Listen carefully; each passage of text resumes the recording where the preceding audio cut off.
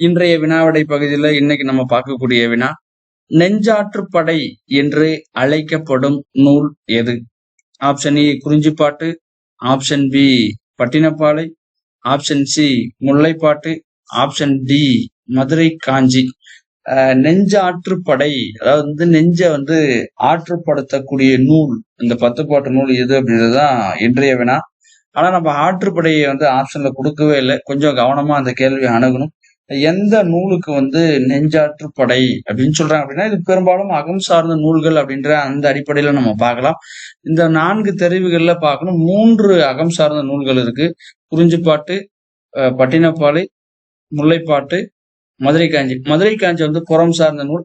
ஆனா பட்டினப்பாலை நம்ம புறம் அப்படின்ற ஒரு தொகுப்புக்குள்ள பார்க்கக்கூடிய ஒரு கண்ணோட்டம் இருக்கு. ஆனா பட்டினப்பாலை புறம் கிடையாது. அது அகம் சார்ந்த நூல் தான். மதுரை காஞ்சி மட்டும்தான் 10 பாட்டு நூல்கள்ல, ஆற்றுப்படை தவிர்த்த நூல்கள்ல மதுரை காஞ்சி மட்டும்தான் புறம்.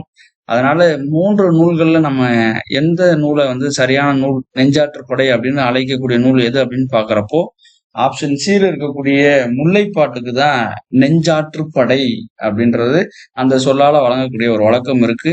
அதனால நெஞ்சாற்றுப்படை என்று அழைக்கப்படும் நூல் எது அப்படின்னா ஆப்ஷன் சி முல்லைப்பாட்டு தான் சரியான பதில். நன்றி.